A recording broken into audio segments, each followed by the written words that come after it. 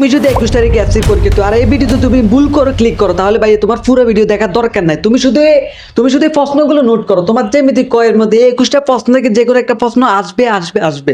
প্রমাণ তুমি তোমার পরীক্ষার হলের মধ্যে দেখবা। এবার আসো জ্যামিতিক খ এবং গয়ের মধ্যে। খ এবং গয়ের মধ্যে তোমার সম্পাদ্য 1 থেকে 11-র মধ্যে যে কোনো একটা প্রশ্ন আসবে। এটারও প্রমাণ তুমি তোমার পরীক্ষার হলের মধ্যে দেখবা। ভাই তোমার পুরো ভিডিও দেখার দরকার নাই, তুমি শুধু প্রশ্নগুলো নোট করো। এবার আসো পরিসংখ্যানের মধ্যে। পরিসংখ্যানের কয়ের মধ্যে এই 19টা প্রশ্ন থেকে যে কোনো একটা প্রশ্ন আসবে। এই 19টা প্রশ্ন থেকে যে কোনো একটা প্রশ্ন আসবে। এবার আসো পরিসংখ্যানের খ। পরিসংখ্যানের খ এর মধ্যে মাত্র 3টা প্রশ্ন। এই 3টা প্রশ্নের মধ্যে যে কোনো একটা আসবে, যে কোনো একটা থাকবে, যে কোনো একটা প্রশ্ন করতে হবে। বোর্ডকে যে কোনো একটা প্রশ্ন করতেই হবে। পরিসংখ্যানের খ এর মধ্যে কি? মধ্যক নির্ণয় করো, প্রচুর নির্ণয় করো, সংক্ষিপ্ত পদ্ধতি গড় নির্ণয় করো। এই 3টা প্রশ্ন থেকে যে কোনো একটা প্রশ্ন থাকবে তোমার ইনশাল্লাহ। এবার আসো পরিসংখ্যানের ঘ। ভাই তোমার পরিসংখ্যানের গ এর মধ্যেও 3টা প্রশ্ন, মাত্র 3টা প্রশ্ন। এই 3টা প্রশ্ন থেকে যে কোনো একটা প্রশ্ন থাকবে। সেটা হচ্ছে গণসংখ্যা বহুভুজ অঙ্কন করো, অজীব রেখা অঙ্কন করো, আয়তলেখ অঙ্কন করো। এই 3টে প্রশ্ন থেকে যে কোনো একটা প্রশ্ন দিতে হবে, যে কোনো একটা প্রশ্ন থাকবে। তুমি এই রেজাল্টগুলো তোমার পরীক্ষার হলের মধ্যে যখন তুমি তোমার প্রশ্ন আর সাজেশনটা মিলাবা তখন তুমি বুঝতে পারবা। পরীক্ষার পরের দিন তুমি সাজেশনটা আর প্রশ্নটা মিলাবা তখন তুমি দেখবা, ঠিক আছে নি? তখন তুমি প্রমাণটা পাবা। এবার আসো ভাইয়া, এবার তোমার গণিত শেষ, গণিত প্রশ্ন আউট শেষ। এবারে তুমি চাইলে ভিডিওটা কেটে দিতে পারো। এখন আমি বাংলা সাজেশন দেব। বাংলাতে তোমার দ্বিতীয় পত্রে তোমার সারাংশ, সারমর্ম, ভাব সম্প্রসারণ, প্রতিবেদন, রচনা, প্রবন্ধ যাই আছে প্রত্যেকটার একটা লাইন, একটা অক্ষর, একটা শব্দ তোমার শেখা লাগবে না।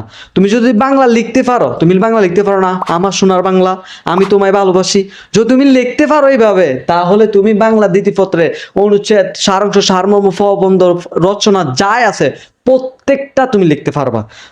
আমি বাংলা দ্বিতীয় পত্রে একটা ভিডিও দিব, ওই ভিডিওটা দেখলে তোমার বাংলা দ্বিতীয় পত্রে এগুলো শেষ। সারাংশ, সারমর্ম, প্রতিবেদন, প্রবন্ধ যা আছে সবগুলো তোমার শেষ।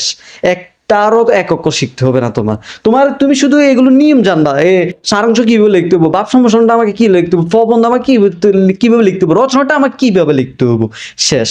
এবারে সবচেয়ে গুরুত্বপূর্ণ এবং সবচেয়ে ইম্পর্টেন্ট যে বিষয়টা সেটা হচ্ছে ইংলিশে ভাইয়া 3 ক্যাটাগরির স্টুডেন্ট আছে। একটা হলো উচ্চ শ্রেণীর স্টুডেন্ট, একটা হলো মধ্যম শ্রেণীর স্টুডেন্ট, আর একটা হচ্ছে নিম্ন শ্রেণীর স্টুডেন্ট। যারা উচ্চ শ্রেণীর স্টুডেন্ট আছো, তোমরা যারা প্যারাগ্রাফ 10-12টা মুখস্থ করতে পারবা, ডায়লগ 10-12টা মুখস্থ করতে পারবা, তারপরে তোমার স্টোরি 10-12টা মুখস্থ করতে পারবা, তাদের জন্য ভাই সাজেশন দিয়ে দিব। এই সাজেশন পড়লে তোমার যে কোনো একটা কমন পড়ে যাবে। আর যারা আবার আসো মধ্যবর্তী স্টুডেন্ট, তারা কিন্তু প্যারাগ্রাফ 10-12টা মুখস্থ করতে পারে না। এটা তার দোষ না। কারণ দেখো, যদি একটা লাইন কেউ আছে এটা একবার পরে মুখস্থ করতে পারবো, কেউ আছে এটা 10বার পরে মুখস্থ করতে পারবে, কেউ আছে সারা জীবন পড়লেও এটা মুখস্থ করতে পারবে না। তো এটা কিন্তু তার দোষ না। জ্ঞান হলো আল্লাহ তাআলার দান, সৃষ্টিকর্তা জ্ঞান দেয়। তো জ্ঞান আল্লাহ তাআলা সবাইকে তো সব রকমের দেয় নাই। সো তুমি কেউ আছে এটা একবার মুখস্থ করতে পারে, কেউ আছে 10বারে, কেউ আছে একবারও পারবে না। সো এটা কেন তার দোষ না। তো মধ্যবর্তী স্টুডেন্টরা যারা মনে করো তুমি একটা ফরম্যাট দিয়ে 1000টা প্যারাগ্রাফ লিখতে চাও, এরকম ফরম্যাট দিয়ে দিব ভাইয়া। তুমি একটা ফরম্যাট দিয়ে 1000টা প্যারাগ্রাফ লিখতে পারবা। একটা ফরম্যাট শিখলে তুমি ডায়লগ 1000টা লিখতে পারবা। একটা ফরম্যাট তুমি 1000টা স্টোরি লিখতে পারবা। কিভাবে? এটা হলো মধ্যবর্তী স্টুডেন্টদের জন্য, যারা ফরম্যাট দিব ফরম্যাটই তোমরা লিখতে পারবা।